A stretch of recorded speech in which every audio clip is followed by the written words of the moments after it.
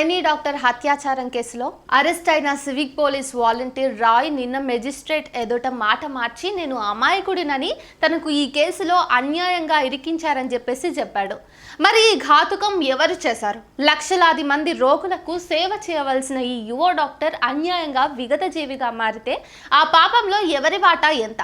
పేద కుటుంబం నుంచి వచ్చి రెండోసారి ప్రయత్నంలో పీజీలో సీటు సాధించిన బాధితురాలు హాస్పిటల్లో చేరింది మొదలు హత్యాచారానికి గురయ్యే వరకు ఒక్కరితో కూడా వాదన పెట్టుకున్న దృశ్యాన్ని చూడలేదని చెప్పేసి ఆమెతో పనిచేసిన జూనియర్స్ గుర్తు చేసి బాధపడ్డారు.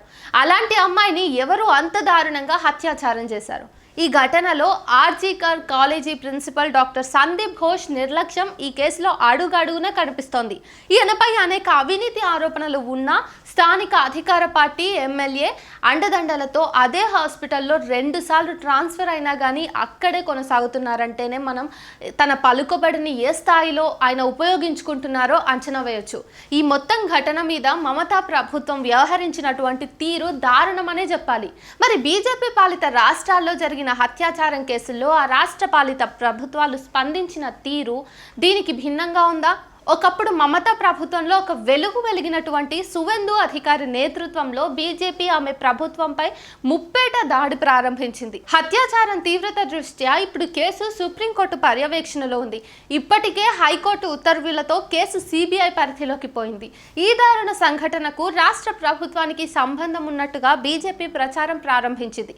మరి బీజేపీ పాలిత రాష్ట్రాల్లో జరిగినటువంటి హత్యాచారం కేసుల్లో ఆ రాష్ట్ర పాలిత ప్రభుత్వాలు స్పందించిన తీరుపై మనం ఎట్లా ఉందో పరిశీలిద్దాం ఈ వీడియోలో. యోగి ముఖ్యమంత్రిగా ఉన్న బీజేపీ ఉత్తరప్రదేశ్ లో 8 ఏళ్ల ముస్లిం అమ్మాయిని ఒక హిందూ గుడిలో మత్తు వండించి తిండి పెట్టకుండా రోజుల తరబడి మార్చి అత్యాచారం చేసి అవసరం తీరాక బండతో తలను ఛిద్రం చేసి హత్య చేసిన రేపిస్టులకు హిందుత్వ సంఘాలు వత్తాసు పలికాయి.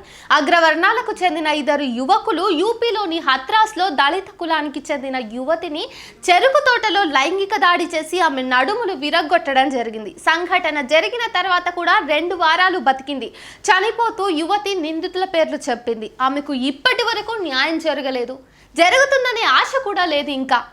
ఎందుకంటే శవాన్ని తల్లిదండ్రుల అభీష్టానికి విరుద్ధంగా పోలీసులు అర్ధరాత్రి హడావిడిగా యువతికి DNA పరీక్ష నిర్వహించకుండానే దహనం చేశారు. ఇక్కడ కూడా హిందుత్వ సంఘాలు నిందితులకు వత్తాసు పలికారు. పరాకాష్ట ఏమంటే సంఘటనలను కవర్ చేయడానికి వెళుతున్న ఢిల్లీ నుంచి వెళ్తున్న జర్నలిస్టులను ఉపా చట్టం కింద అరెస్ట్ చేసి ఏళ్ల తరబడి జైలులో ఉంచిన సంఘటనను మనం ఇంకా మర్చిపోలేదు.